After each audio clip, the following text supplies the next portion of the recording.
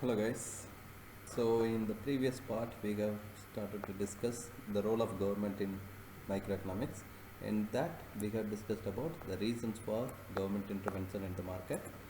So now we are moving towards like main forms of the government intervention in the market. How the government will intervene in the market. Usually the government will set the price controls, and in the price controls the government might be setting price ceiling and the price floors. So price ceiling means maximum price and the price floor means minimum price.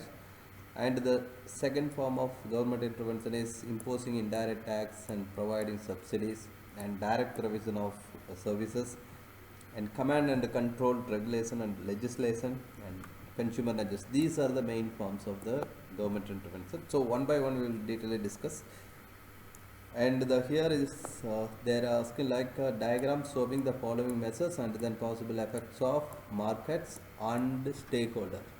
See, because of the government intervention, how it will be going to affect the market and the stakeholder. This is what we need to know. In that, price ceiling, price floor, indirect tax and the subsidy. Four diagrams supposed to draw them. Four diagrams supposed to be drawn. Okay, the first one, price ceiling. So price ceiling means technically it is a maximum price. See, remember, this is the demand and supply. You know that we have discussed earlier. So demand equal to marginal benefit. This is also we have discussed, and supply equal to marginal cost. Remember, maximum price will be set below the equilibrium. That is the point, right? So the reason is some consumers are unable to afford the product. If the free market is setting the price, then the market price will be little higher, then which will be like it is very difficult to some of the people to afford that one. So one example we'll see, because of the COVID pandemic, COVID treatment in the private hospital, the government of Assam set a price cap. See, look at the 15,000 is the per day maximum the private hospitals could charge. If the private hospitals are charging more than that, then government will cancel the license. See, this 15,000 is the maximum price cap, right? So which means beyond this you cannot set.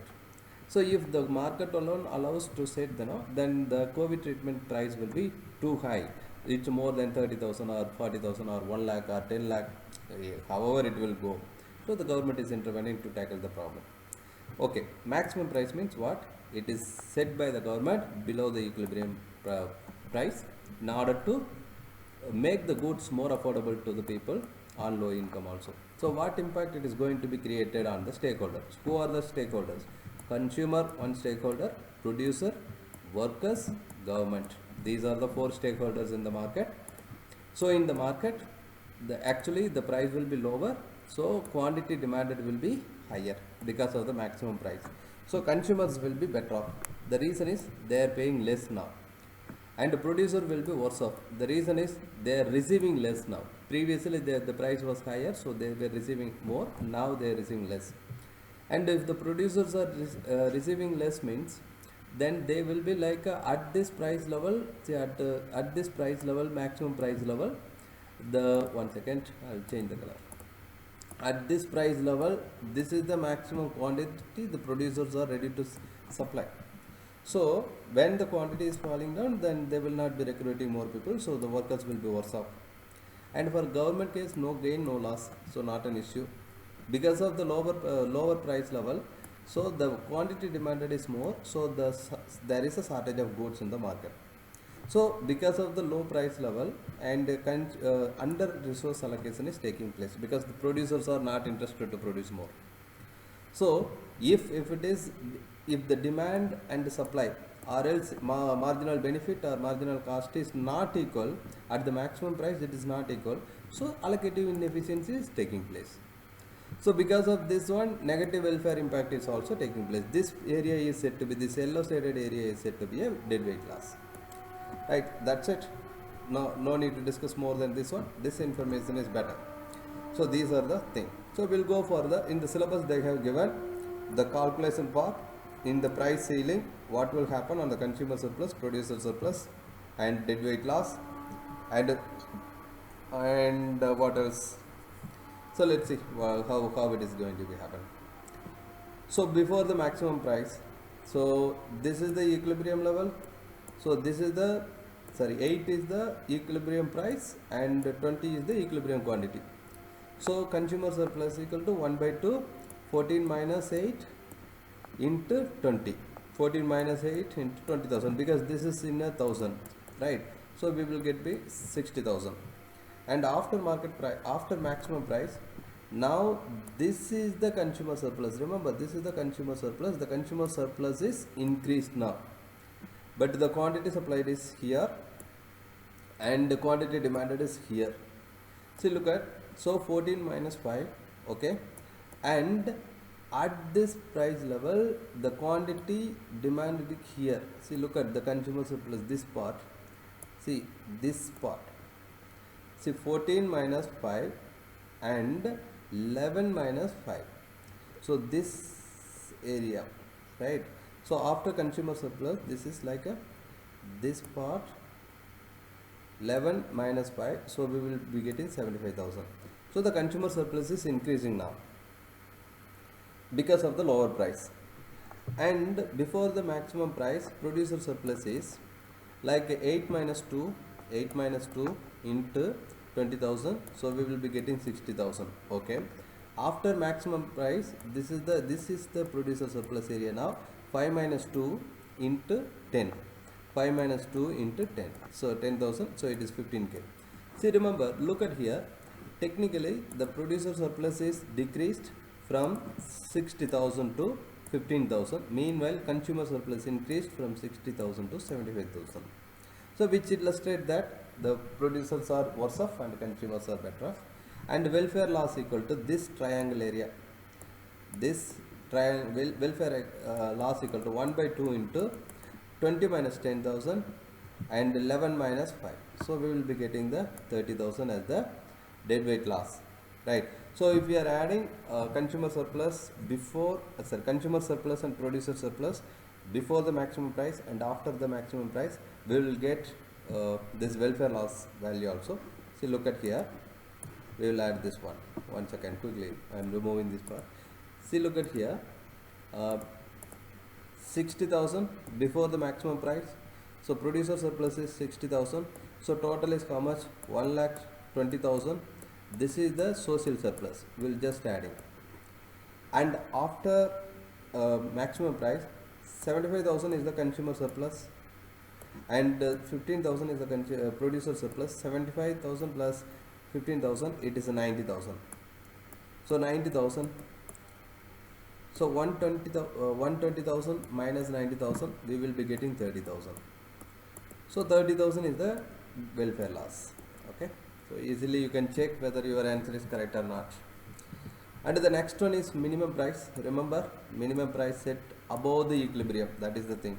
Below the equilibrium means consumer maximum price, above the equilibrium means minimum price. You will make a mistake. Remember, minimum price means above the equilibrium. And again, same thing. Here the government of Chhattisgarh CM set on minimum support price for the wheat, paddy and sugar cane. Like usually in the agricultural industry, government usually set the minimum support price in order to protect the farmers, right? See, look at here, one information is clearly pointed out. So government of India fixed 2,755 rupees per ton of the sugar cane, right? For the sugar cane, government of India set the price level 2,755. That is the minimum support price. So what will happen because of the minimum price? See, consumers are worse off because they need to pay high price. Yes. Now producers are better off because they are receiving high price, and workers are better off because they are able to produce quantity supply, because at this price level quantity supply is this much, they will be producing more. So which means they will be there is a chance for employment opportunities. So that's the reason workers better off. And for the government, additional burden, budget burden, because if the government is setting up the minimum price, then the excess amount is supposed to, whatever the producer supplying at this price level, this excess amount supposed to be by the government, right? So that's the reason government need to allocate little more fund towards to tackle to solve this problem, to solve the I mean, to buy the surplus goods in the market. And the next one is over allocation of resources. Obviously, now the quantity supplied is more, and because of the higher prices, so the producer will be over allocating the resources. And again, allocative inefficiency. Allocative inefficiency, again, the price is not at equilibrium levels. This is the demand, right? This is the demand for the product and supply of the product. So this is MB, marginal benefit, this is marginal cost. So when there is, this is the allocative efficiency level, but now the price is higher, so allocative efficiency is not there, so inefficiency. Because of this government intervention, again there is a deadweight loss. This area is the deadweight loss. So again we will calculate how it is. The same thing, before the minimum price, what is the consumer surplus? So this is the equilibrium price, and 35 minus 20, and equilibrium quantity is 60. So we will get 4,50,000. And before the minimum price, producer surplus is also 4,55,000. See, look at 20 minus 5. So it is 15 into 60 by 2. So by 2, 60, 15 into 15. So 450,000. So after minimum price, like now this is the minimum price. So 35 minus 25 into 40. Right, we will get 2 lakh. And the producer surplus equal to 25 minus, see, look at 25 minus 5, this entire portion, okay, into 80,000, right? At this case 80,000, this entire portion will be a producer surplus, because the excess amount will be purchased by the government. So the entire portion is producer surplus. So 25 minus 5 into 80, so we will be getting 8 lakh. So welfare loss equal to, again, so this area is said to be a welfare loss. See, look at 25 minus 5. One second. Yeah, 25 minus 20. See, look at this portion. This portion is said to be a 25 minus 20, 80 minus 40. So this area is said to be a welfare loss. This area is said to be a welfare loss, right? So if we are calculating, we will get 1 lakh, right? And if we are adding this one, like before minimum price, 450 plus 450, so 9 lakh is the social surplus. And after minimum price, so see, look at after minimum price, 2 lakh plus 8 lakh, so 10,000. It's 10 lakh. So 10 lakh minus 9 lakh. So 1 lakh will be the welfare loss. Yeah. Okay. So that's it in the minimum price concept. And the next one is, we'll go for this one, indirect tax. So already we have discussed earlier, because if government impose indirect tax means the supplier will be moving left side. This is, you remember. So if the supplier moves left side, obviously the price level will be increasing. So initial price level was here, and now the price level is moving here. So the price level might be increasing. So because of the increase in price level, consumer definitely worse off, and the producers also worse off, because they will be receiving less. So even though the consumer paying price is PE1, but the producer receiving price is P2, this is the problem. So the producers also receiving less, and the consumers also paying more. Meanwhile, government will be getting better off, because they will be receiving this much amount of tariff revenue or tax revenue. Because of the higher price, and producers are receiving less price, and consumers are paying more price, because of this one under allocation of resources taking place in the market, right? Because of this under allocation of the resources, and the allocative inefficiency also not taking place, because the price level is higher than the optimum level of price. So which means that demand and supply should be equal. That time only the allocative efficiency is taking place. Now the price level is increasing, so that's the reason allocative inefficiency there. And there is a deadweight loss, welfare loss, the same thing, like right? So here this portion is said to be a deadweight loss. So the area is said to be, this area is said to be a deadweight loss. Okay, and you can use these examples. Tax on cigarette is one of the indirect tax thing. So indirect tax means technically you know that it is usually money, tax imposed on the spending or expenditure. So usually this tax money collected by the producer, and the producer will pay the complete tax to the government, right? Tax money from the consumer collected by the producer, and the producer will pay total tax amount to the government. So that's what this is said to be indirect tax, because the tax amount goes to the government in an indirect way. Okay, the next one is this one, the calculation part. So definitely see in the syllabus part they have clearly given calculation, effects on market and stakeholders, what will happen when the price ceiling is set, what will happen when the price floor is set, now what will happen when the indirect taxes, and the next one is subsidy. See again, so consumer surplus, you know that formula, before tax, before indirect tax, how much consumer surplus. So the same thing what we have used for this one, like maximum price, minimum price, the same formula we have used. And after indirect tax, what will happen on the consumer surplus, and before indirect tax what will happen, and after indirect tax what will happen, and the total welfare loss is how much, right? See, look at consumer expenditure burden tax 448, and the producer revenue before tax. These information you need to know that. See, look at this one, consumer expenditure burden before tax, like before tax, say 16 is the price, and the consumers 28 is the quantity, equilibrium quantity. So 16 into 28, you will get 448. This is the amount spent by the consumer before tax. But meanwhile, producer revenue before tax is also the same, equilibrium price into quantity, the same amount. But after tax, what will happen? What happened? The consumers are paying now, it is 19. Consumers are paying now, it is a 19. So previously they were paying $16, and now they are paying 19, and the quantity is 22. Okay, 19 into 22, 408. And meanwhile, producer revenue after tax 13 is the producer revenue, but meanwhile the quantity is also 22. 13 into 22, it is a 286. So the difference will be equal to the government revenue.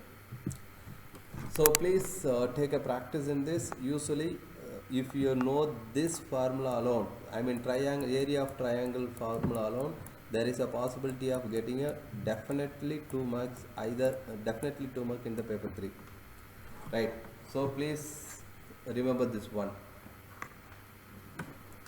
And the next one is subsidy. Subsidy is the next part. Tax means payment to the government, a subsidy means payment from the government. So look at fertilizer subsidy is may go up 55% in the government sources. They are telling government of India is giving fertilizer subsidy 55%. See, remember, you can keep this example because in the syllabus they have clearly asked. You can expect like discuss type of question from this area, right? So this will help you. And meanwhile, because of the subsidy, what will happen? The supply curve will be moving towards right side. The supply curve will be moving towards right side. So that causes increase in the equilibrium quantity, meanwhile decrease in the price level, equilibrium price level. So initially this was the equilibrium level because of the government intervention, so to increase the subsidy, so supply curve is changing to here. Then what will happen? The price level is falling, one thing, meanwhile equilibrium quantity is increasing. So what will happen? The consumers might be better off because they are paying less now, right? Consumer might be better off because of they are paying less. Producer might be better off because even though the price level came down, but the government is supporting, so government is supporting through subsidy, so that helps them. So producers also better off, and workers also better off, but the government burden is there because this extra burden reflect in the government budget. So the government might be worse off, and the over allocation of resources because of the government support. So the producers are anyway better off now, so that forces them to allocate the resources more. And again, allocative inefficiency and the negative welfare impact. So this is the common thing you could it will be there in the government intervention. And similarly, what we have discussed earlier, before subsidy what is the consumer surplus, after subsidy what is the consumer surplus, you just need to take a practice of this one, right? So, and this area is said to be a welfare loss, this area is said to be a welfare loss. So if you are just practicing, this is not a big difficult mathematical questions. It's, if you know the area of triangle, you can get it. So that's it in the government intervention into the market. The next is market failure. So we'll discuss in a minute.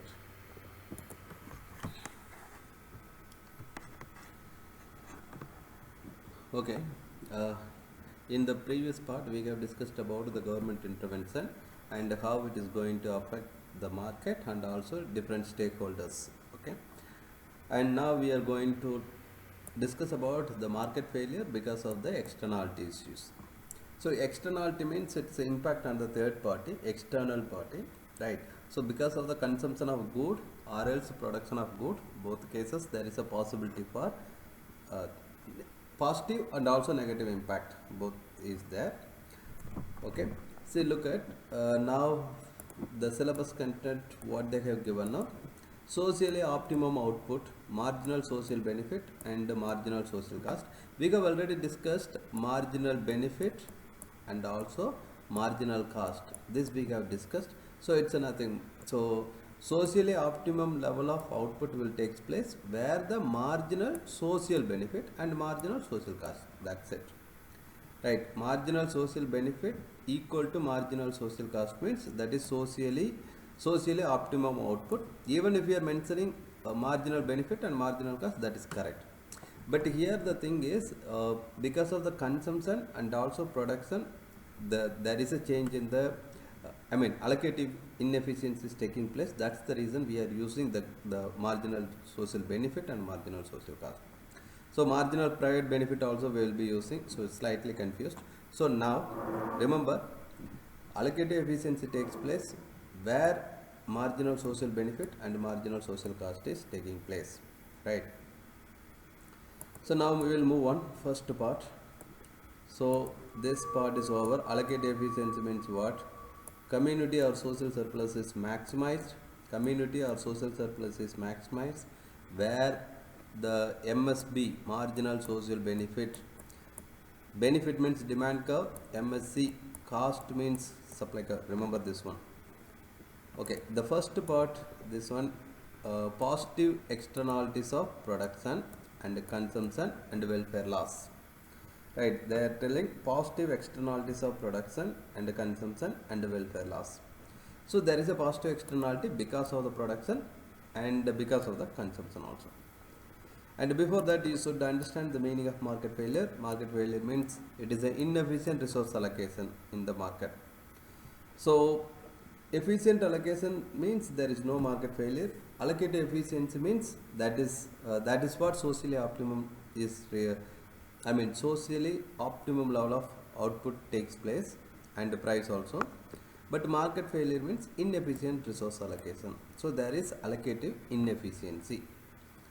Positive externality means external benefit to the third party. Negative externality means external cost to the third party. This we have discussed. It is simple. And now we will move on. This one, positive externalities of production. See, positive externality takes place because of the production. Okay.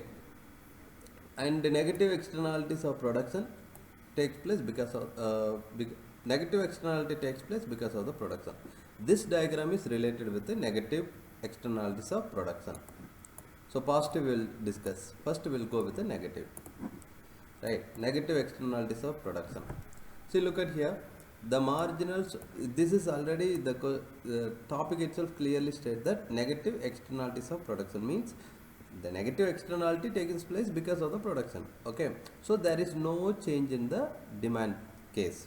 So the marginal social benefit and the demand curve and marginal private benefit both are same because the externality taking place because of the production.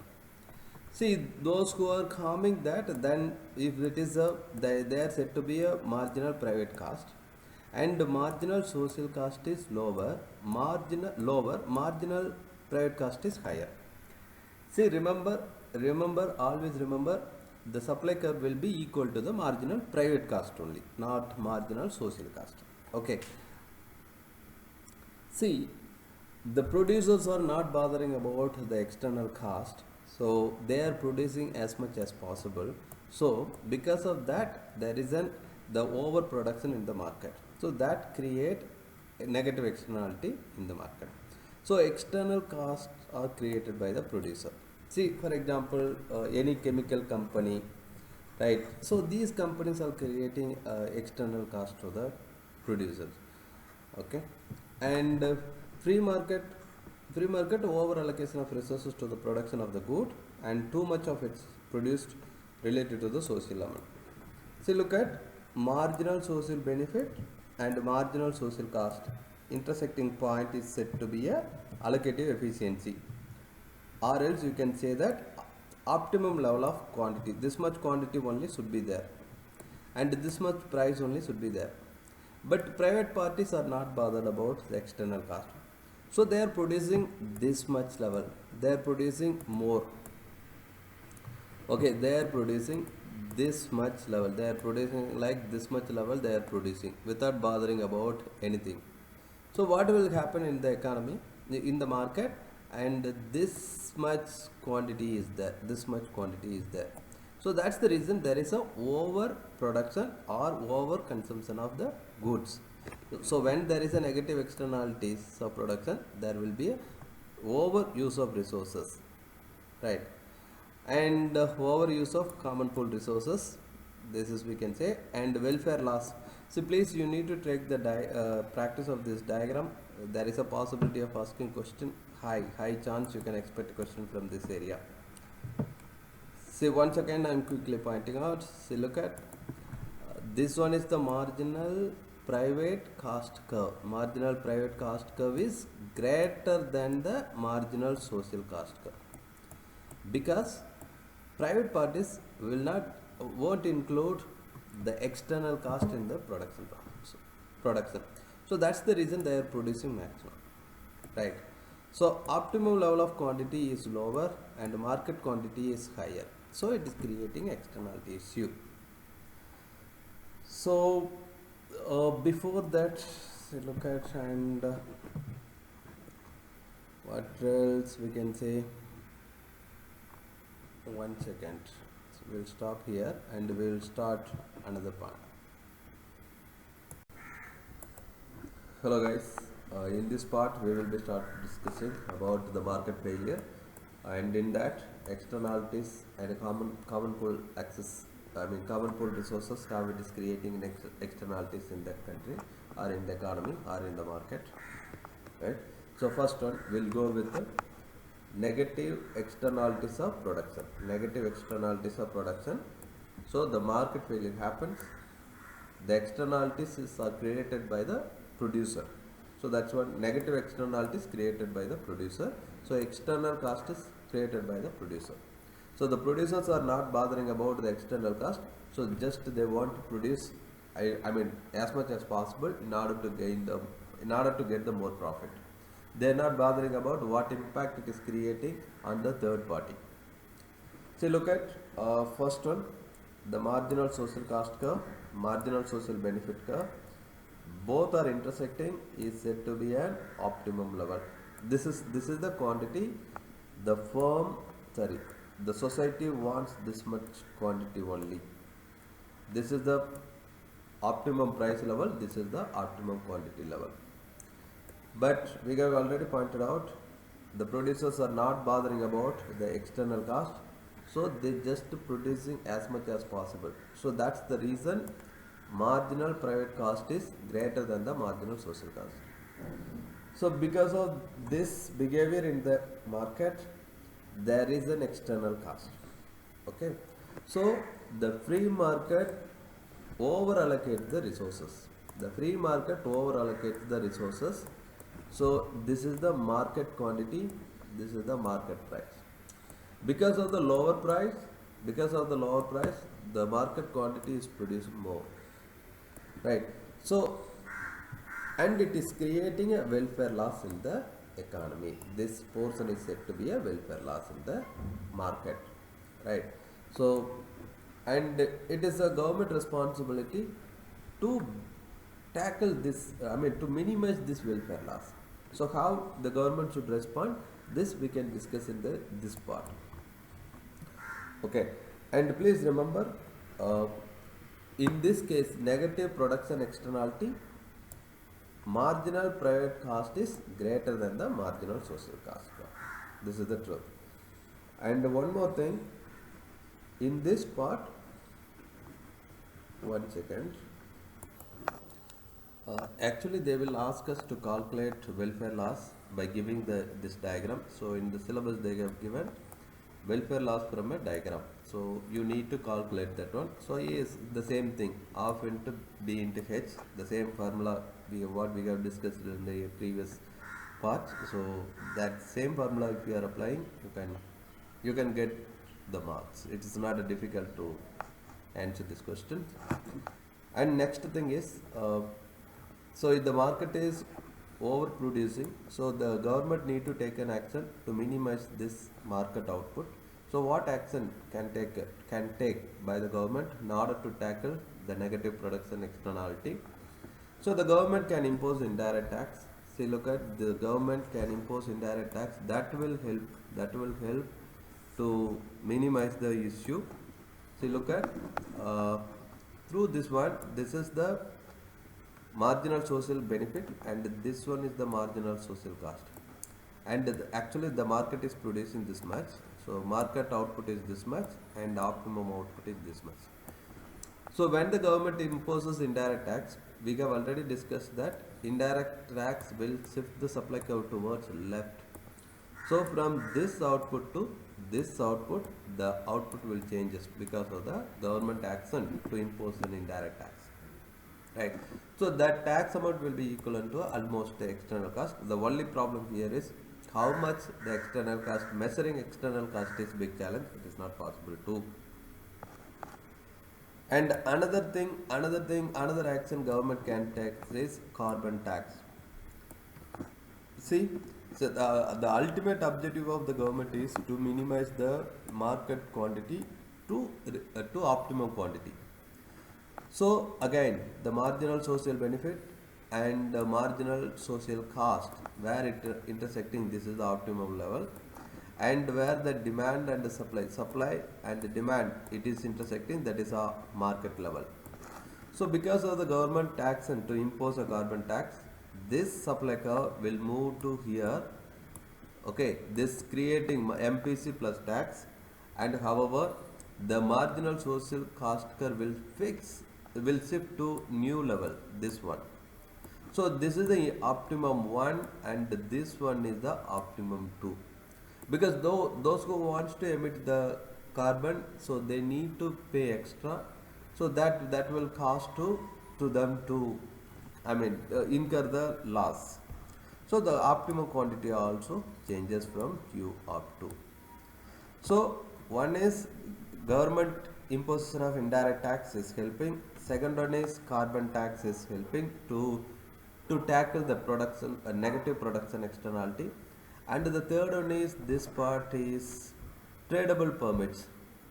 Tradable permits is one of the solution to tackle the negative production externality. So in this case, the government fixes the limit, and this is the maximum emission the firms can produce. And if the firms want to buy, if the firms want to produce more, means they have to buy from other producer by paying the extra price. Right? This is the price set by the government, and sorry, this is the limit set by the government. The supply is limited. Beyond this you cannot emit, and this much price you need to charge.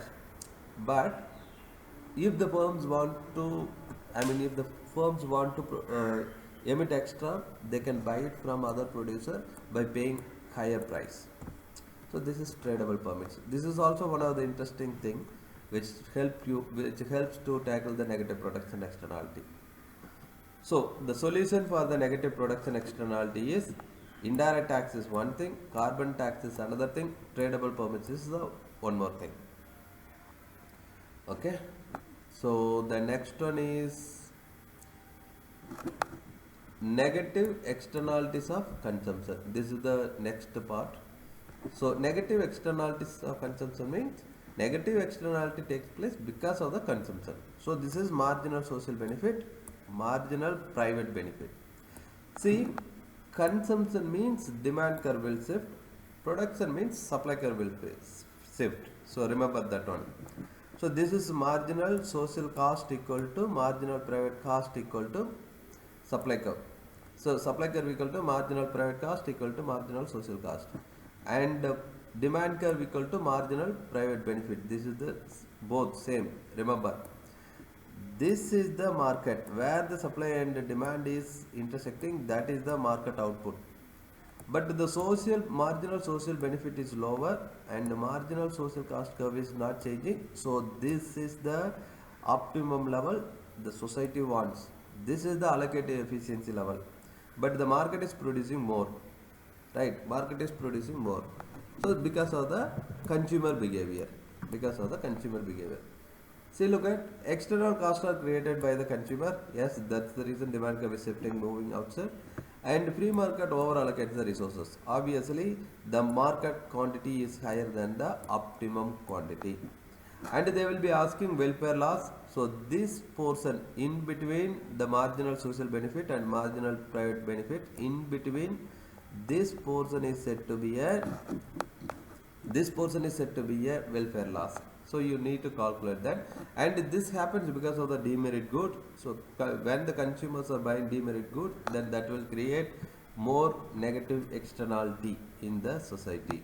Okay, and overuse of common pool resources. So when the consumers are using overuse of common pool resources, that time also negative consumption externality takes place. Right? So these are the things. So in order to tackle the negative production externality, the government imposes two types of policies. One is government imposes indirect tax, and another one is government regulation and advertising. So this is marginal social benefit and marginal private benefit here. See, look at this is the market quantity, right? Because of the government action to impose an indirect tax, this supply curve will be changing. So marginal private cost curve is moving to here, right? And now this is the marginal private cost plus tax. So this is the new price level in the market. So the consumer paying price is here. So that time the market optimum quantity is achieved. Because of the tax, the consumers are paying more amount of, because of the indirect tax, consumer is forced to pay more than the market price. So that will reduce the quantity in the market. So the market quantity also will be coming down and eliminating this welfare loss. So and eliminating the negative welfare loss in the market. And another policy the government could implement is regulation and advertising. See, this is the market equilibrium quantity, this is the market price. So where the supply curve and demand curve is intersecting, this is the market one. Where the marginal social cost, marginal social benefit intersecting, this is the optimum level. So because of the government regulation and advertising, this private benefit curve will shift to social benefit curve. So then the market quantity also will be coming down, the price also will be coming down. So the problem of negative consumption externality is eliminated through the government action of regulation and advertising. Right? This is the part. So the next one is positive externality of production, positive externalities of production. Again here, see, look at the diagram. In this case, the marginal social cost is larger because it is a positive. Producer's action creating a positive benefit to the third party in the market. So marginal social cost is larger and marginal private cost is smaller. And we have already discussed where the marginal social cost and marginal social benefit is equal, that is the optimum level. This much This is the optimum equilibrium. So this much price should be there, this much quantity should be there. But because of positive thing, the market is producing at market prices at a higher level and market quantity is lower level. So and creating welfare loss in the market this much welfare loss is created. So what happened? What action the government need to take to increase the market quantity to reach optimum quantity? So that is the solution for this. So the government can directly provide certain goods and services, certain services. Okay, direct government provisions. So for education and healthcare, these are creating positive externality. So that's the reason the government can directly provide. So this is the marginal private cost and this is the marginal social cost and this one is marginal private benefit. So direct government provision will shift the marginal private cost equivalent to the marginal social cost. So in the market the quantity will be increased. So it will reach to optimum quantity. Or else the government can directly give a subsidy to the producers, so that will also shift the supply curve to rightward. So the marginal private cost curve will try to equivalent to the marginal social cost curve. So this will make increase in the quantity, so that will quantity will help to reach the optimum optimum quantity of the market. Right, and the last one is positive externalities of consumption. So through this, because of the consumption behavior, it creating a external benefit to the third party. See, look at again social benefit, social cost intersecting is optimum amount. Demand and supply intersecting is said to be a market quantity. So here this much is welfare losses happened, right? Because of the consumption behavior. So this is a positive consumption externality. So what the government need to do? Again, the government need to take an action to increase the market quantity. So through which what the government can do is look at here legislation and advertisement. So if the government is advertising more the benefit of the product, then the demand curve will shift to the socially benefit level, right? So the demand curve will move to the marginal private benefit curve will move to the marginal social benefit curve.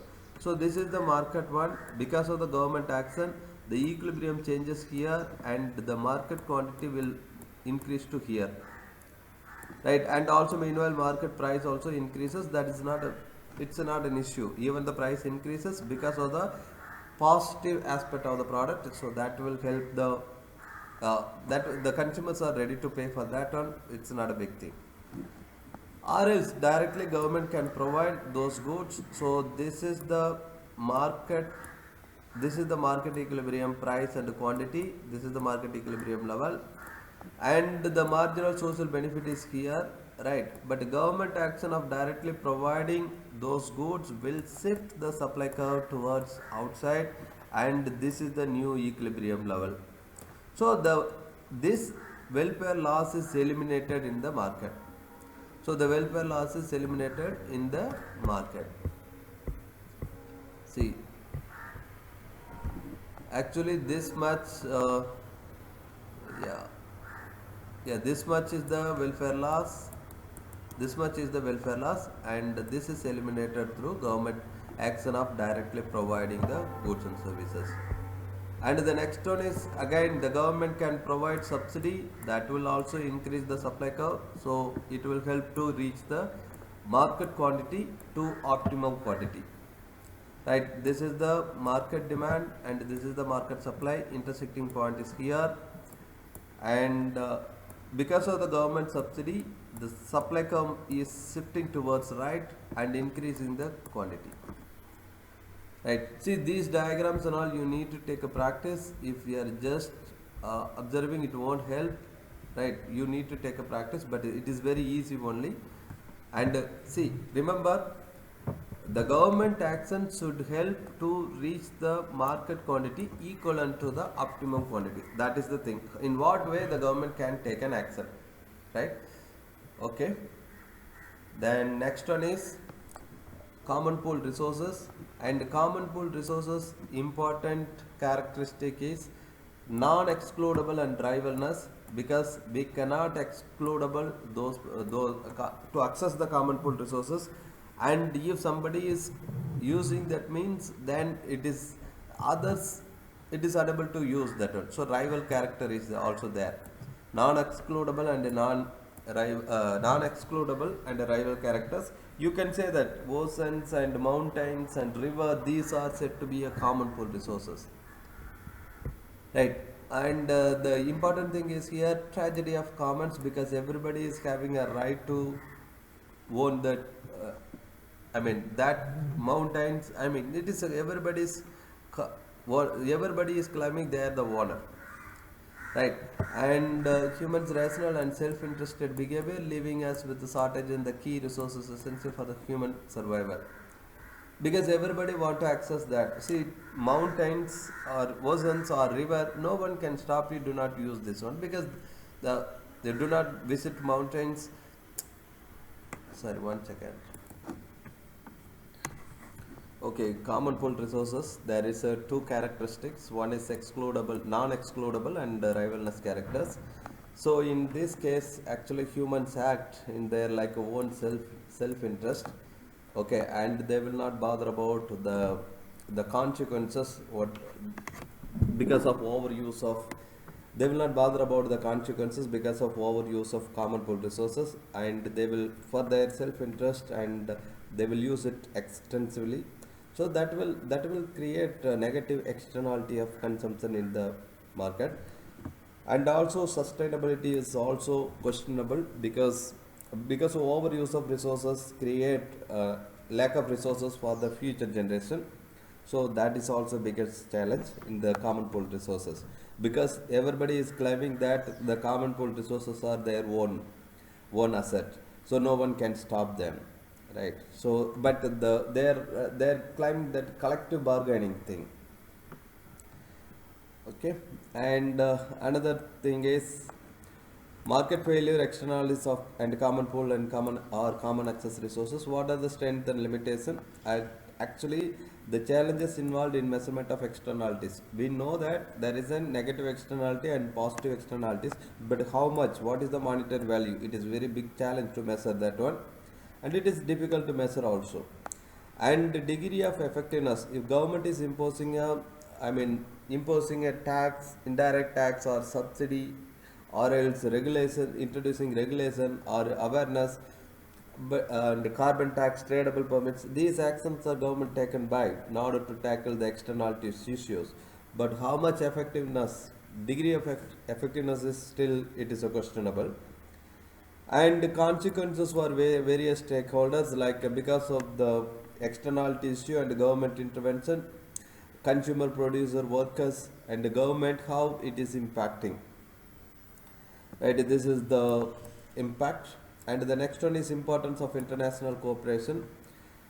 See, international cooperation is completely required nowadays, because the world is facing the same problem. See, global warming is a global problem. To tackle this one, international cooperation is required. And carbon emission is another biggest problem, global problem. Again, the government intergovernmental intervention is required.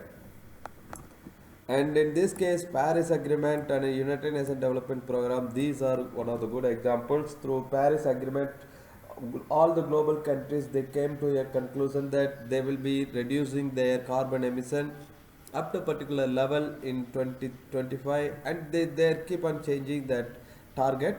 But anyway, they are working together to tackle the problem of global warming.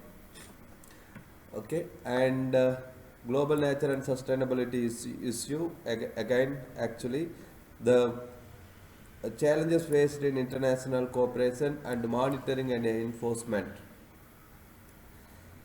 See, the international cooperation is not an easy task, and the globe is facing a lot of challenges, including nowadays Russia and Ukraine war.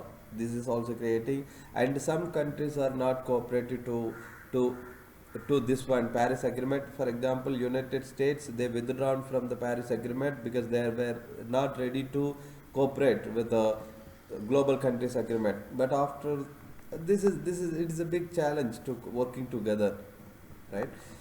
So the next one is market failure because of the public good, and the non-rival and the non-excludable is the main character. So no one can stop the using of the product, using of the public good, and nobody can. If someone is consuming the product, then it will not reduce the quantity to others. Example: defense. National defense is considered as a perfect example for uh, public good, and usually these public goods are usually the consumer wants to use it as a free rider thing, like they want to use it but they are not ready to pay it.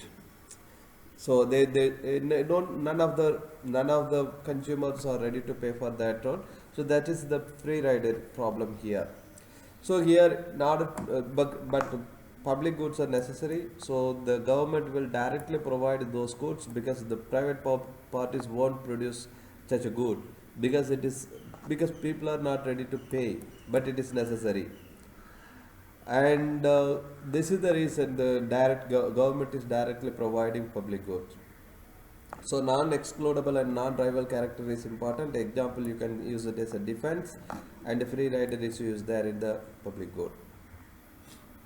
And the moral hazard and the market failure because of asymmetric information. See, asymmetric information means because of the information failure, the market failure is happening. So there are two things are there: adverse selection and moral hazard. Adverse selection means like one party is having a more information than another party. See, for example, seller is having a more information than buyer. See, if the second hand car sales means, then seller knows that what are the drawbacks there in their product, but the buyer don't know. So one party is knowing more information than other party, especially seller knows more information about the product than the buyer. That is adverse selection. And all the second hand goods market, everything, it is like a adverse selection. Even rental product also, if we are taking a product for the rental, that is also it's an adverse selection thing. And the moral hazard means, see, by one party provide misleading information and the changes behavior after transaction. See, one party is giving not correct information, but after the deal is over, then the party will changes the behavior. In the, for example, insurance. So before taking medical insurance, the party might be like behaving in a very like protected way. 1 second. So in the moral hazard, one party is giving a misleading information, but after that, after deal is over, the behavior changes. The consumer behavior changes. See, for example, insurance. If the consumer want to buy a medical insurance or life insurance, whatever, right? Before taking the insurance, the party will not be involving any risky task. But after getting an insurance, the party definitely will go for the risky task, because they know that anyway they will get they are protected for that. So that's the reason. So moral hazard means one party is giving a misleading information, but after deal is got over, and the party is changing the behavior. Say skydiving, the working in the mines, these people are like before before becoming working in the mines, then they definitely might be taking insurance by giving a misleading information, not perfect information, or not clear information, or not true information. So that creating the changing the behavior. And the next one is market structure. The market failure is happening because of the market power, and there are 4 types of market structure. You know that already. So no need to explain further. So perfect competition means there will be a many firms, many sellers and many buyers, free entry and exit, and homogeneous product. And these are the characteristics. And monopoly means there is a single and dominant firm, high barriers to entry and no substitute, no closed substitutes or no substitutes. And imperfect competition, oligopoly, there are few large number of firms and high barriers to entry and interdependency. And monopolistic, many firms, large number of firms, and free entry but product differentiation. Monopolistic and perfect competition both are similar. So just remember these characteristics, it will help. So while writing this, while defining the market structure, these characteristics you need to include. So the market structure is classified based on the number of firms in the market, based on the product differentiation, and based on the entry barriers. So if there is more number of buyers and sellers, then it is a perfect competition, or it's monopolistic, you can say. If there is no product differentiation, then that is only the market homogeneous product is there in the perfect competition. And monopoly, there is no product differentiation, we cannot conclude, but only thing is there is no close substitutes. And barriers to entry in monopolistic, I mean in imperfect competition, there is a little monopolistic little barriers, and monopoly and oligopoly there is high barriers. Okay.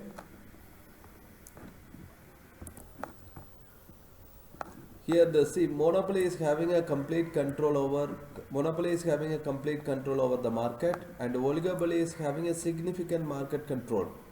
And in the monopoly, they are said to be a price maker because the market is completely controlled by the monopoly.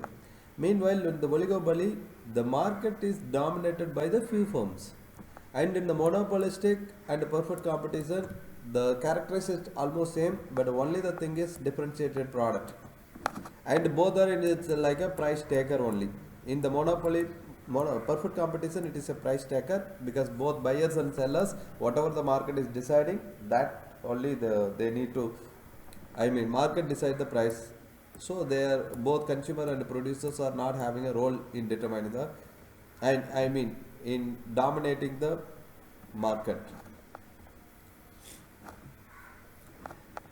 And the next one is market failure because of the market power, and this is basic things. So here you can expect some maths questions. So they will be giving a data like this, and they will ask us to calculate what is the average cost, what is the average revenue or marginal cost, like that you need to calculate, or else some boxes there will be empty, and you may ask to fill that box, right? So this is the probably those type of questions only they will be asking here. And here, so we'll stop here and we'll start in press. Okay, in this part actually you can expect a questions like the calculate, like they will be asking on table like this, and there may be some missing numbers, so you need to find out those missing numbers, like that they can ask, or else they can ask questions like what is the profit, what is the average cost, what is the total cost, like that basic things they will be asking. So in the paper 3 there is a high chance you can expect a question from this area. And in the paper 2 also there is a chance they will be asking questions like what is the shape of each curves. Average cost curve means how, average revenue curve, marginal cost curve, the shape of each curves they may be asking. So we will quickly move on. See, marginal revenue and marginal cost, where these two are equal, that is the profit maximization level. So please remember this one. This is the thumb rule in any market structure, whether it is perfect competition or imperfect competition. Marginal revenue and marginal cost both should be equal. Okay. So first, rational producer behavior. Then ultimately the rational producer behavior is profit maximization. So the profit will be calculated like a profit equal to total revenue minus total cost, right? Total revenue means price into quantity. This is basics, everybody know that. And average revenue equal to total revenue upon quantity, and marginal revenue means additional revenue, a change in total revenue upon change in quantity. And these are the formulas. And normal profit equal to total revenue minus total revenue equal to total cost means normal profit. And abnormal profit means total revenue is greater than the total cost, right? Loss means total revenue is less than the total cost. This basic calculation, simple calculation, you might know that. And total cost equal to fixed cost plus variable cost. Even if you are marking total fixed cost, total variable cost, both are same, right? So this is not much difficult part, it is very easy, but only the thing is you need to apply little logic, right? And we'll go on. So there will be a like a one table like this, you can expect this type of question. There is a probability because in the syllabus they have given profit, marginal cost, marginal revenue, average cost, average revenue from the data, from data. So sometimes they will give clear information, what is marginal revenue, what is marginal cost, what is average cost, what is average revenue, everything they will be giving. Or sometimes they will giving the table like this and you need to calculate everything. See, look at, see here they have given products, quantity of products produced and the total cost. See, when there is a zero amount of production, still there is a 100 euro is the cost, which means this is the fixed cost. So when the output changes to 0 to 20, then total cost is changing to 120. So fixed cost 100 plus variable cost is 20. And when it changes to 40 and the total cost is 130, so fixed cost is 100 and variable cost is 30. And when the output changes to 60, total cost is 150. So here the fixed cost is again 100, but and the variable cost is 50, right? So this is very simple one. And when the output changes, see, look at how we got this number 1 means like a, see, 120 minus 100 upon 20 minus 0, 20 minus 0, so equal to 20 by 20, right? That's how we got this number. So for first unit we will not be having a marginal cost. For the first data we will not be having a marginal cost and marginal cost and marginal revenue usually.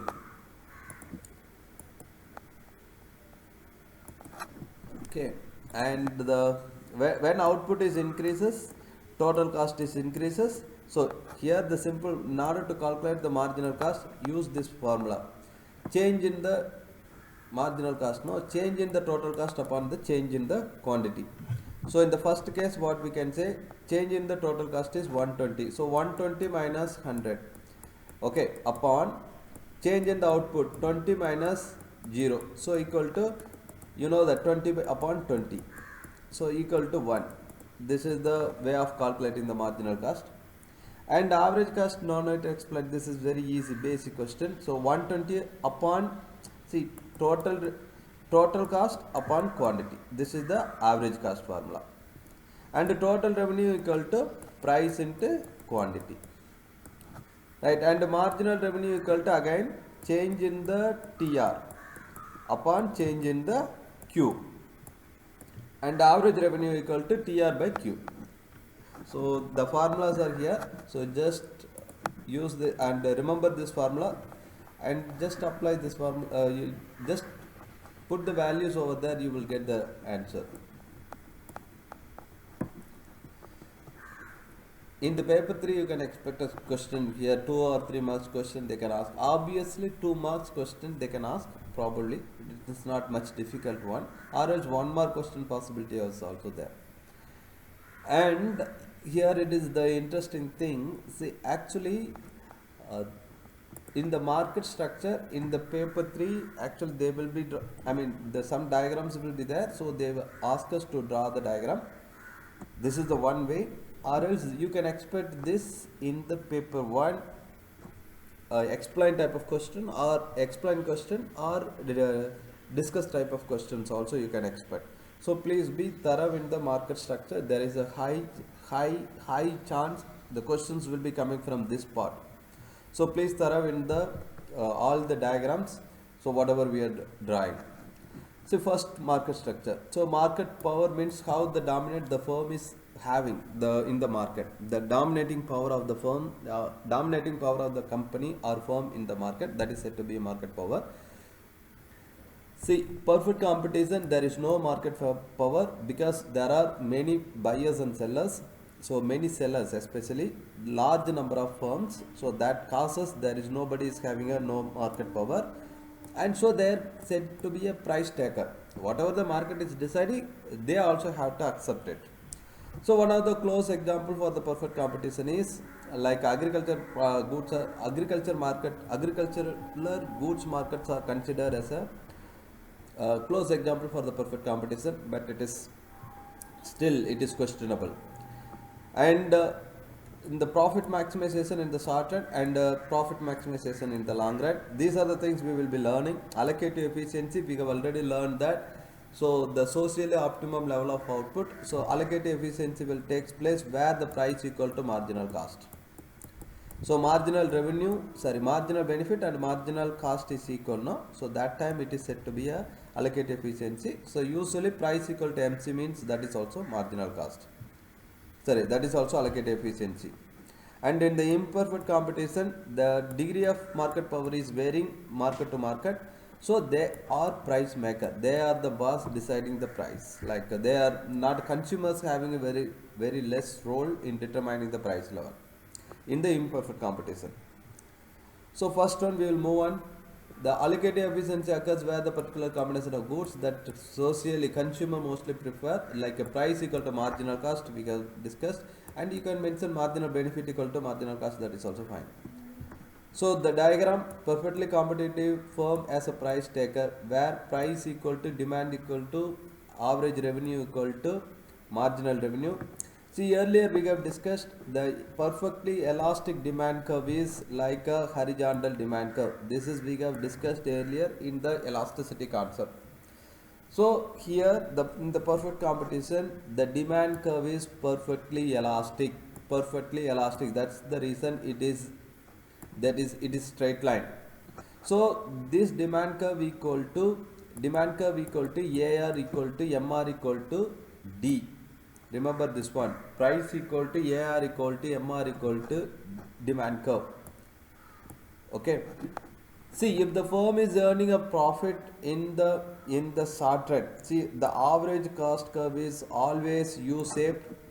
Average shape of the average cost curve is always U-shaped. So like this, average cost curve will be U-shaped average cost curve, and the marginal cost curve will intersect the lowest or minimum point of AC. This is the rule because of the cost minimization.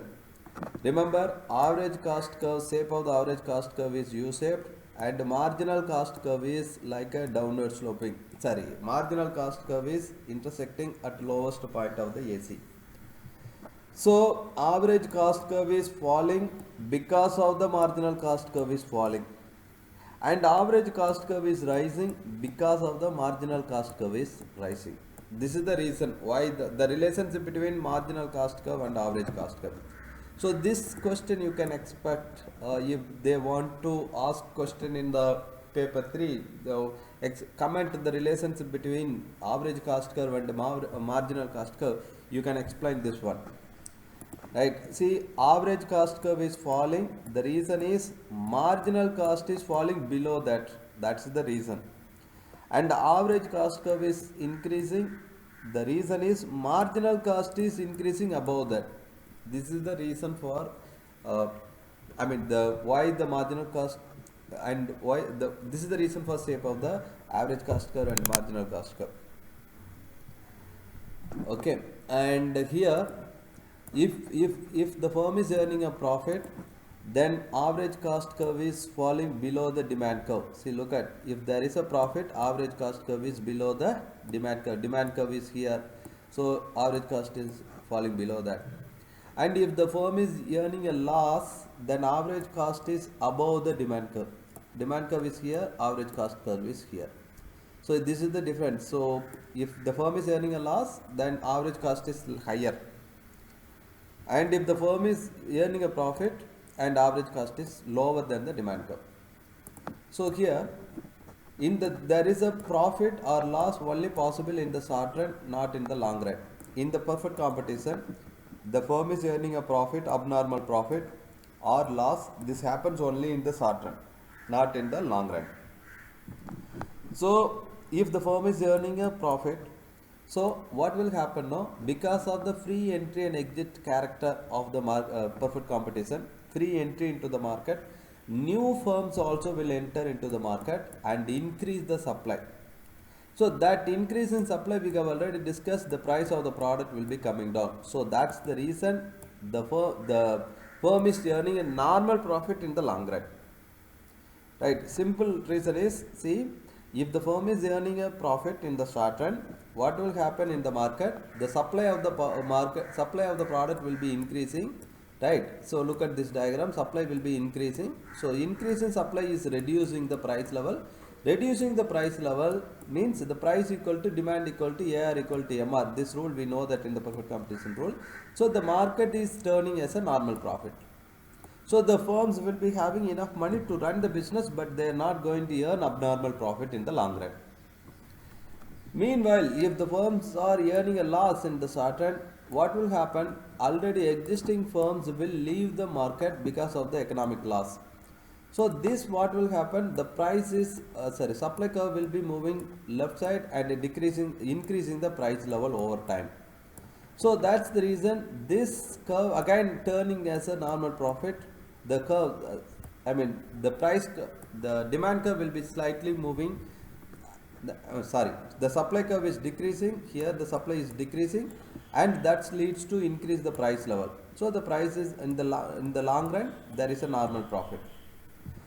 So in simple way, what you can understand now, because of the profit in the short run, new firms are entering into the business and causing to decrease the price level over time and turning the market into the normal profit. And because of the loss in the short run, existing firms leaving the market, and that leads to increase in the price level and turning as a normal profit in the long run. This is how the perfect competition is working. So the next one is monopoly market. Monopoly means you know that there is a mono means single, poly means seller. This basic information you have already discussed. You might be having clear idea. And profit maximization is the thumb rule. And here also where MR and MC is equal, that is the profit maximization. In the perfect competition, this is the profit maximization because MC curve and the MR curve. Sorry, and the perfect competition I missed this point. I'll just explain. See, profit maximization will happen where MR and MC taking place. So this is the profit maximization. This is the MR curve. So this is the profit maximization quantity. And here also MR curve and MC curve intersecting point is here. This is the profit maximization quantity. And here also MR equal to here, MC is here, intersecting point is here. This is the market equilibrium quantity. So profit maximization quantity. You can say market equilibrium quantity also or profit maximization quantity also. Both are same. In the case of monopoly, profit maximization happens where MC and MR is intersecting here. So this is the profit maximizing quantity, and this is the price level. The price level is kept at where the demand curve is touching this point. So demand curve equal to MR curve, but demand curve equal to AR curve, but MR curve will be lower than the demand curve in the imperfect competition. Okay, so if the firm is earning abnormal profit means, you can see, one second, I'll remove this.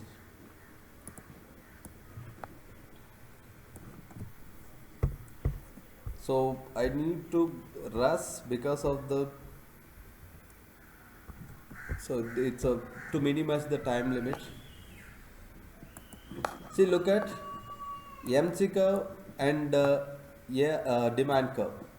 So if the MC curve is lower than the demand curve, then the firm is earning a profit.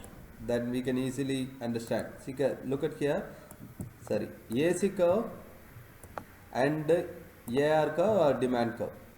Right, if the AC curve is falling lower than the demand curve, lower than the demand curve, right? This shows that there is an abnormal profit in the market. Okay, and meanwhile, if AC curve and AR curve is tangent, AC curve is tangent to the AR curve, there is a normal profit. Okay, no profit, no loss. And if AC curve and demand curve, if AC curve is above the demand curve or AR curve, then there is a loss, right? This is economic loss. So remember, this is the trick. Small logic. If you are just because all the curves are looking same, and how you need to show the profit and loss is, just remember this point. So AR or demand curve and AC curve, this is the thing. If the AC curve is below the AR curve, then it is economic profit. AC curve and AR curve, AC curve is tangent to the AR curve, then that is a normal profit. And AC curve is above the AR curve, then economic loss. Okay, and see, look at, already we have discussed where MR and MC is intersecting, that is a profit maximization. So this is the profit maximization. So this much is the profit maximization quantity, or else you can say market equilibrium quantity in the perfect competition or monopoly or monopolistic or oligopoly, you can say like this. And this is the, like, it should touch at the demand curve. This is the monopoly price, this is the monopoly price, right? And at this quantity, this is the average cost, at this quantity, this is the average cost. So this much profit is earned by the monopoly, right? And the next one is here, you could see again here, profit maximization is MR and MC, intersecting point is here. So the quantity is here, this is the equilibrium quantity, and this case, this is the price level, meanwhile loss is here, economic loss is here, right? So what happened, this much loss is earned by the monopoly because of the higher average cost. And in this diagram, you could understand that there is no profit, no loss, because profit maximization is taking place here, and at this point price is also same, cost is also same. So no profit, no loss, but the firm might be having enough money to run the business. Okay, and see, allocative inefficiency is taking place because price is greater than the MC. That is the reason why the imperfect competition, there is an allocative inefficiency. Price is higher than the MC, and this portion is said to be a deadweight loss because this much MR and MC, this profit this much is the deadweight loss. So one second. So we have already discussed earlier, MC curve is equal to supply curve and demand curve. Like demand curve and supply curve intersecting point is said to be a equilibrium level. We have earlier discussed this one. So this is the optimum level, but the market is producing this much only in the monopoly. So this is the deadweight loss in the market. And the next one is welfare comparison loss in monopoly comparison with the perfect competition due to restricted output and higher price. Yes, the market is this, in the perfect competition, this much is the equilibrium quantity and this is the perfect competitive price. But now what happened, the price is higher than the perfect competitive price in the monopoly market, and quantity is also lower. That's the reason it is creating welfare loss in the society. Okay, and that's it in this part. And natural monopoly, and we will see natural monopoly. See, natural monopoly means the single firm's average cost is lowest compared with the other firms, right? The natural monopoly, usually the government only will run this one because large investment is required, and long run average cost is the lowest one here. the average cost is still falling and the price level is also lowest. So here you can see that our long run average cost, when this is falling, this means that single large firm can produce for the entire market at a lower average total cost than two or more smaller firms. See, there in the market there are 3-4 firms are there, and a single firm is producing the product at lowest average cost. So this means then they can sell the product at the lowest price. They can force the other competitor to leave the industry. Okay. So this is the natural monopoly. See, please take the practice of the drawing this diagram. So this is also similar looking like monopoly. See, look at the demand curve equal to average revenue curve, this one, and the marginal revenue curve is falling lower than the demand curve, and the average cost is, see, look at this curve, average cost is like a decreasing. I'll change this color, sorry. See, average cost curve is like this one is the average cost curve, it is still falling, and the marginal cost curve is still already discussed. Marginal cost curve will intersect lowest of the AC, but still we do not have the evidence for the minimal level of AC. So that's the reason our marginal cost curve is lying below the AC. So this is the price ceiling set by the government or price fixed by the government, sorry, price fixed. So this price is the lowest in the market. So Indian Railway, this is one of the example for natural monopoly. Okay. So we will move on the oligopoly market. So in the oligopoly market, so they are asking collusive versus non-collusive oligopoly, and the characteristics of oligopoly is interdependence and the risk of price war and incentive to collude and incentive to cheat, which means if they are working together and they will be having a high profit. If any party is cheating, if the two firms are coming to an agreement and if they are working together, they could definitely earn more profit. So that is what it is said to be incentive to cheat, sorry, incentive to collude. And if only any one party is cheating, then the cheating party will get more benefit, more profit. So this is the characteristics in the oligopoly market. So look at interdependency is inevitable in the oligopoly market because there are few large firms. Okay, few large firms is forcing, they will always work together, and whatever the decision taken by the competitor, the firms also will be taking the same.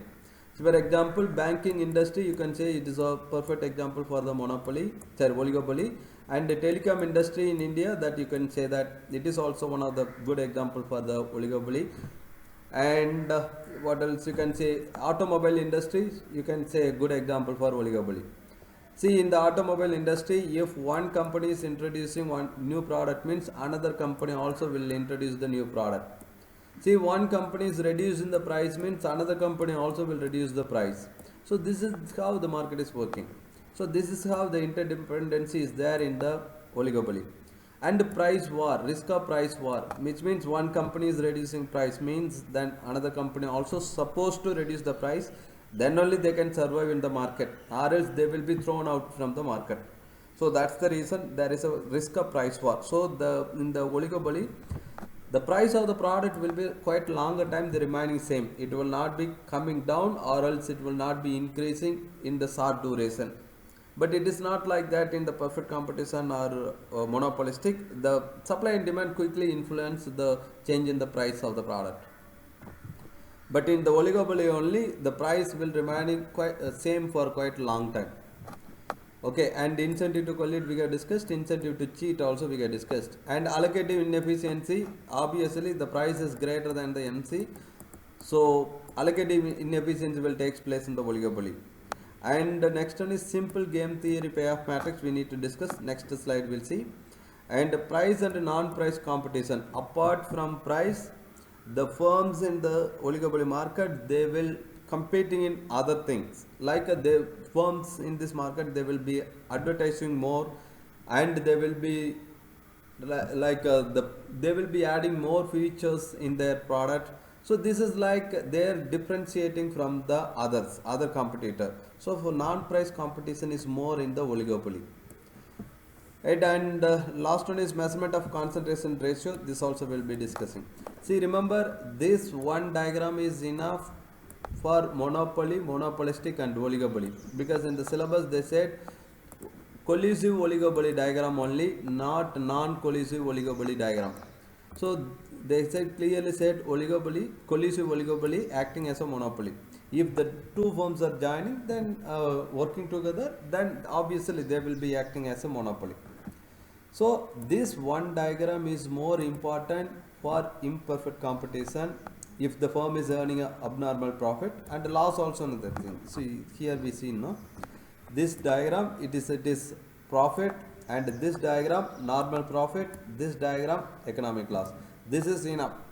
If you are remembering this diagram, that will you can in imperfect competition, I mean the questions will not be asked more than this one. This is enough more than that.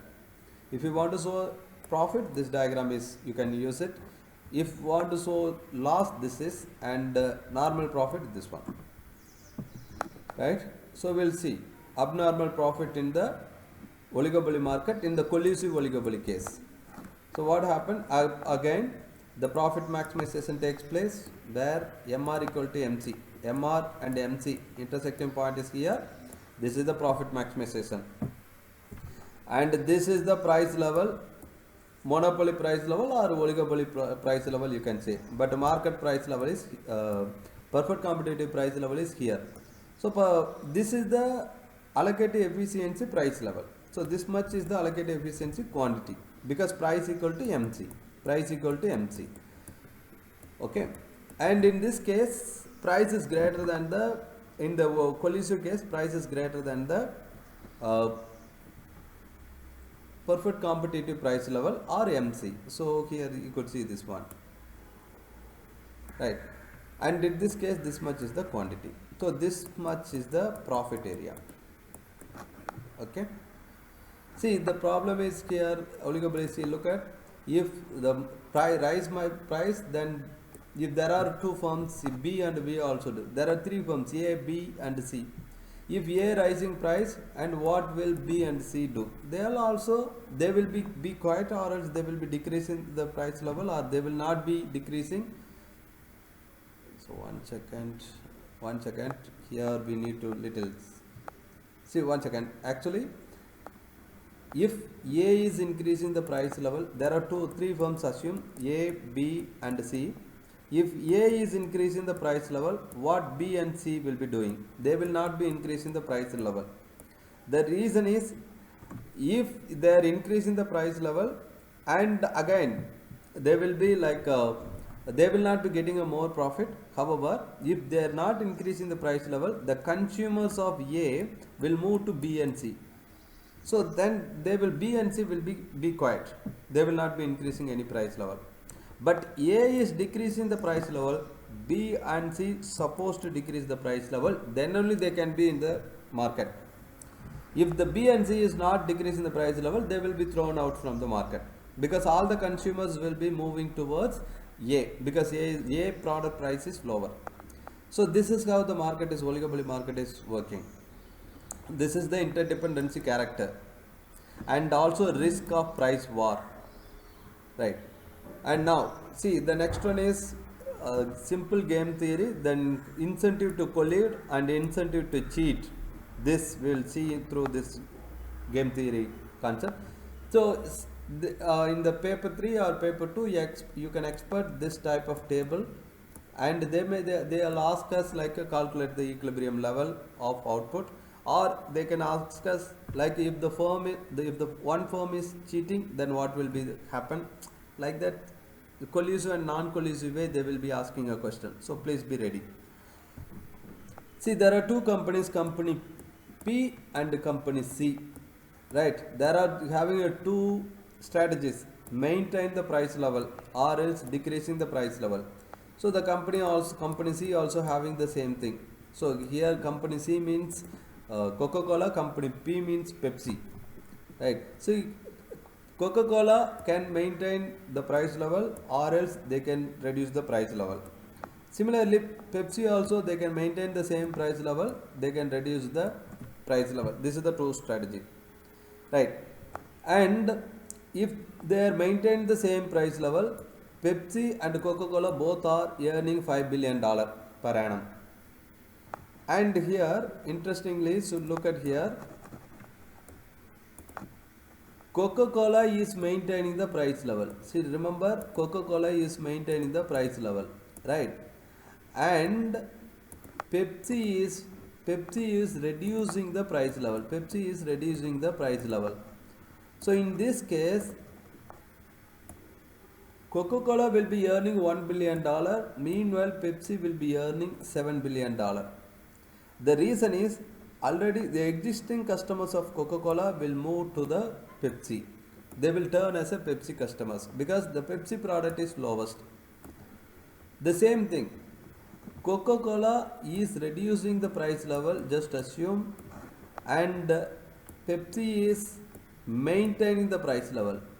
In this case, Pepsi could earn only $1 billion. Meanwhile, Coca-Cola could earn $7 billion because customers of the Pepsi will turn as a Coca-Cola customers. They will buy because that Coca-Cola product is cheap.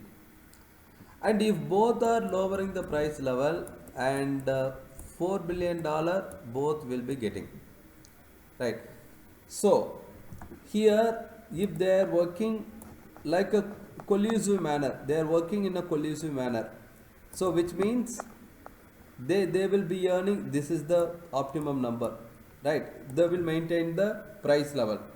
So, and if any one is cheating, they came to an agreement, both Pepsi and Coca-Cola both came to an agreement, they will be maintaining the same price level, so both will be earning a more profit, correct, in the collusive case. If anyone is cheating, see for example Coca-Cola is cheating, after agreement Coca-Cola reduced their price level, so then Coca-Cola might be earning $7 billion. This is what incentive to cheat. We have discussed incentive to cheat means what? After a deal, one party is reducing the price level means then that party is earning a more profit. The same way, Pepsi is after deal, Pepsi is reducing the price level, obviously Pepsi is also earning a $7 billion. Right. So if they are cheating, they will be earning more profit. And if they are colluding, if they are earning more profit. So if they are working in a non-collusive manner, they are working in a separate way. In that case, so comparing this $5 billion and Pepsi will $7 billion is more, so Pepsi will reduce the price level. And here comparing with the $5 billion and $7 billion is more, so Coca-Cola also will reduce the price level. So because of both parties are reducing the price level, finally they will settle at here. So when they are not colluding, so their profit will be like a $4 billion. $4 billion only they will be earning. This is lower than when they are colluding. So if they are colluding, this is the case. If they are colluding, this is the case. This much profit they will be earning, $5 billion. But when they are not colluding, this is the base. I mean $4 billion only they will be earning. This is what game theory concept it says. Right. You can expect questions like they will be giving this type of table and they will be asking like if they are colluding or if they are not colluding, then what will happen in the market and how much incentive, how much cheating and how much is profit, like that they will be asking. So please be thorough in this part. And the concentration ratio is, it is like the market share of the large firms. See for example 4 firms concentration ratio, right? How much each largest 4 firms are having a market share. See in the see look at, where is that, 1 second.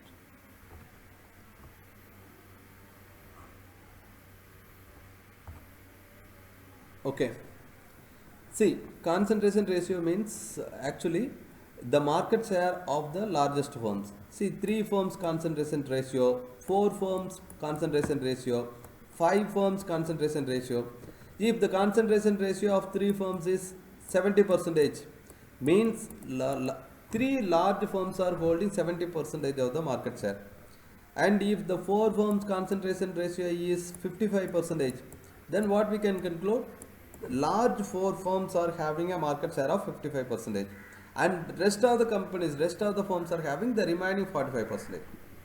If the 5 firms concentration ratio is 90 percentage, which means large 5 companies are holding 90 percentage of the customers, and many firms might be there, but the largest 5 firms are holding 90 percentage of the customers. The remaining 10 percentage is held by the all other firms. So this is the concentration ratio. So look at here, we could say that 4 firm concentration ratio in the industry 75 percentage. So what is the market share? So another market structure is monopolistic competition. The only difference between monopolistic and monopoly diagram is, because this is, look at monopolistic diagram and collusive oligopoly diagram and monopoly diagram, all are looking same, but the only difference is monopolistic diagram is little flatter because there is a more substitutes are there in the market. But for others it is a steeper. The reason is there is a less substitute goods are there. So, and here the product is differentiated, and for perfect competition and monopolistic, the difference is in the perfect competition homogeneous product, and in the monopolistic it is a heterogeneous product, which means product differentiated. Right, again the rule is same, profit maximization rule is same. MR and MC intersecting point is said to be a profit maximization level. This is the profit maximization quantity, this is the profit maximization price. Right, this is the profit maximization price. And here the fact is, if the AC curve is lower than the AR curve, if AC curve is lower than the AR curve, then we know that the firms are earning a profit. And if AC curve is tangent to the AR or demand curve, then normal profit. If AC curve is above the AR curve, then it is said to be economic loss. The same thing, we have discussed this one earlier. And in the short run, obviously the firms might be earning a profit, and or else sometimes the firms move into the loss also, but we cannot decide. The market only will, and I mean in the market demand and the supply only decide this one. So if there are more firms in the market, and obviously there will be a new entrant, new players will enter into the market, and the industry will turn as a normal profit in the long run. So if there is an economic loss, okay, and the existing firms will leave the market, and the loss is minimized, and over time, over long time period, then industry will be turning as a normal profit. This is how it is working.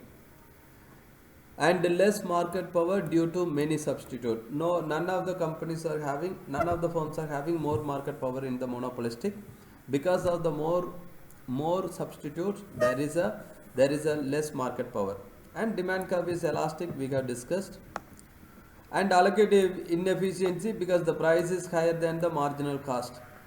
And less inefficiency, more product variety.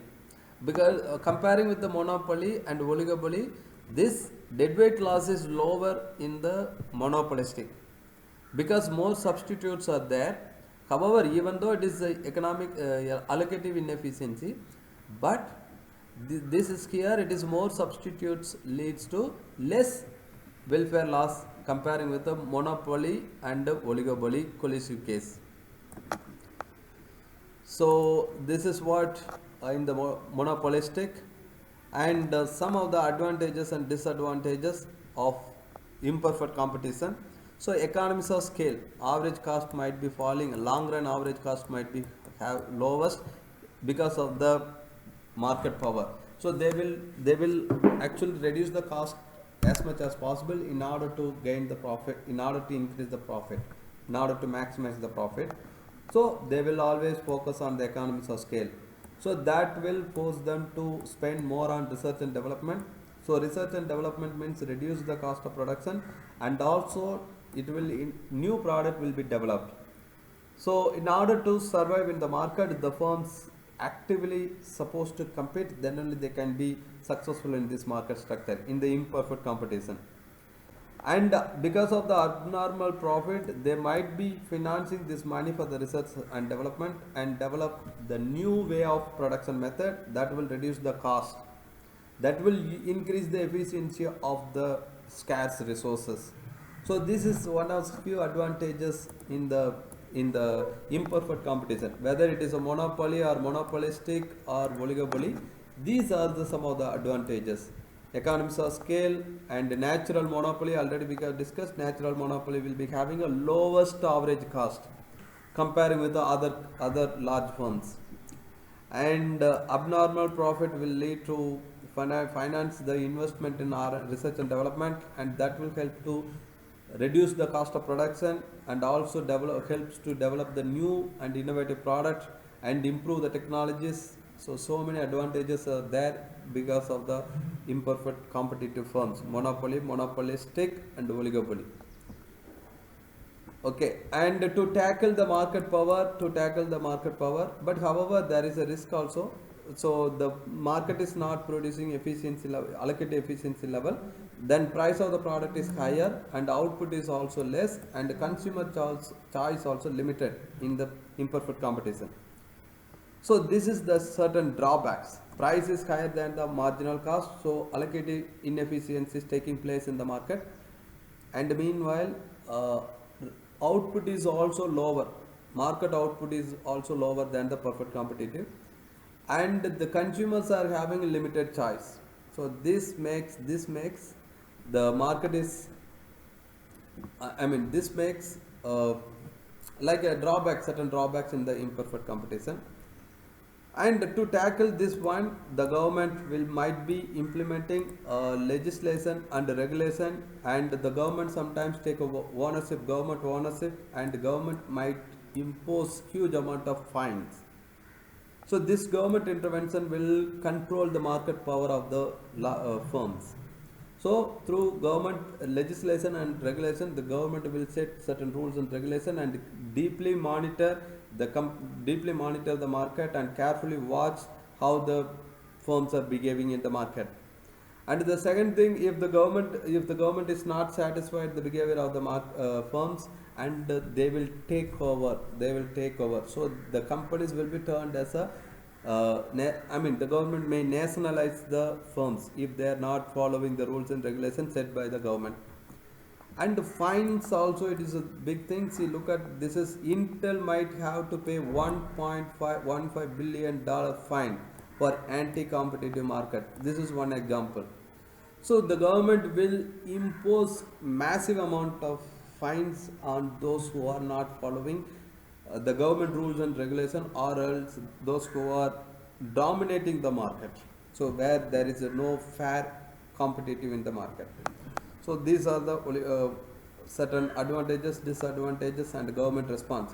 See, look at this is the area you can expect high chance in the paper 1 option B part. You can expect this question.